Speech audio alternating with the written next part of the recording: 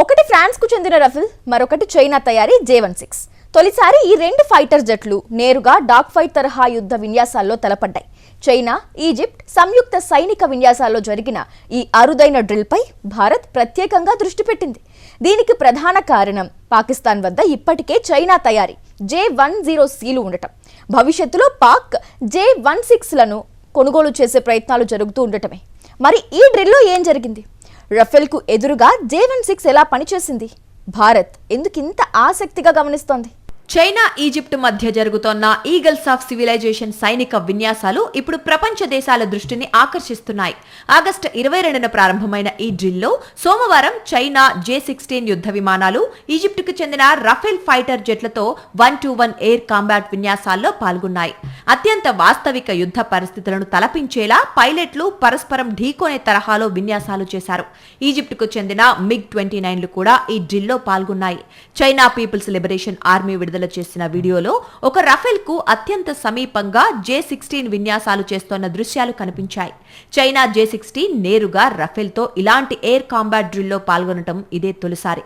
అందుకే ఈ విన్యాసం కేవలం చైనా, ఈజిప్ట్ సైనిక సహకారానికి మాత్రమే పరిమితం కాకుండా రెండు వేర్వేరు టెక్నాలజీలకు చెందిన 4.5 జనరేషన్ ఫైటర్ జెట్ల సామర్థ్యాలను అంచనా వేసే అవకాశంగా మారింది. J-16ను చైనా వైమానిక శక్తిలో అత్యంత కీలకమైన ఫైటర్ గా పరిగణిస్తారు. హిడెన్ డ్రాగన్ గా పిలిచే ఈ యుద్ధ విమానం AVIC అభివృద్ధి చేసిన heavy weight multi role fighter. Twin engine తో పాటు ఇద్దరు పైలట్లకు అవకాశం ఉండే ఈ జెట్ లాంగ్ రేంజ్ మిషన్లు నిర్వహించగలదు. J-10 సిరీస్ కంటే ఎక్కువ ఆయుధాలను మోసుకెళ్లగల సామర్థ్యం, అధునాతన రాడార్, ఆధునిక ఏవియానిక్స్, ఎలక్ట్రానిక్ వార్ఫేర్ సామర్థ్యాలు J-16 కు ప్రధాన బలాలుగా ఉన్నాయి. అదే సమయంలో రఫేల్ కూడా 4.5 జనరేషన్ కు చెందిన అత్యాధునిక మల్టీ రోల్ ఫైటర్. ఆధునిక రాడార్, ఏవియానిక్స్, ఎలక్ట్రానిక్ వార్ఫేర్ వ్యవస్థలతో రఫేల్ ను ఫ్రాన్స్ అభివృద్ధి చేసింది. అయితే ఇక్కడ ఒక కీలకమైన విషయం ఉంది.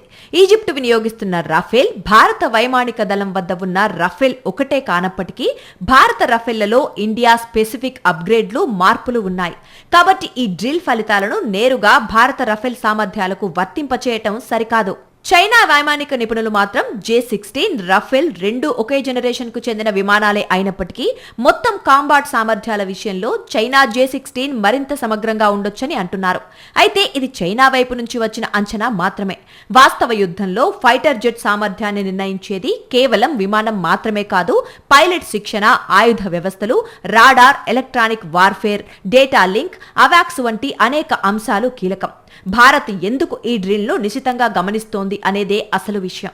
గత ఏడాది ఆపరేషన్ సింధూర్ సమయంలో భారత రఫేళ్లు, పాకిస్తాన్ వద్ద ఉన్న చైనా తయారీ J-10 ఫైటర్ల మధ్య పోరాట పరిస్థితులు నెలకొన్నాయి.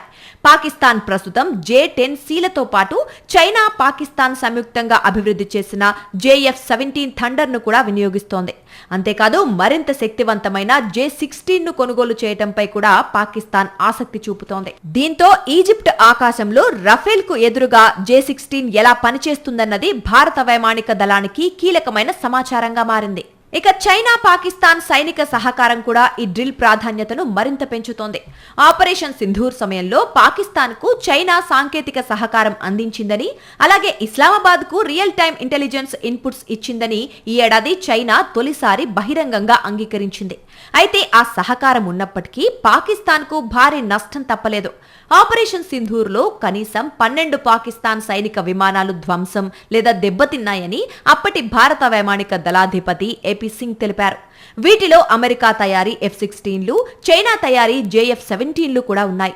అంతేకాదు పాకిస్తాన్లోని 11 ఎయిర్ బేస్లలో హ్యాంగర్లు, రాడార్లు, కమాండ్ అండ్ కంట్రోల్ కేంద్రాలు, రన్వేలను భారత దళాలు లక్ష్యంగా చేసుకున్నాయి. దీంతో ఆధునిక యుద్ధాల్లో ఎయిర్ పవర్ ఎంత కీలకమో ఆపరేషన్ సింధూర్ మరోసారి స్పష్టం చేసింది. ఈ నేపథ్యంలోనే చైనా J-16 సామర్థ్యాలపై భారత్ ఆసక్తి పెరిగింది.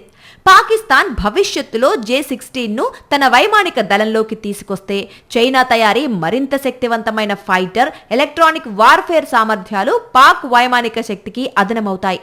అందుకే ఈజిప్ట్లో జరుగుతున్న డ్రిల్లో J-16 ఎలా స్పందిస్తోంది, రఫేల్తో పోలిస్తే దాని బలాలు, పరిమితులు ఏంటి, పైలట్లు ఏ విధమైన వ్యూహాలను ఉపయోగిస్తున్నారు వంటి అంశాలపై భారత్ నిశితంగా అధ్యయనం చేసే అవకాశం ఉంది.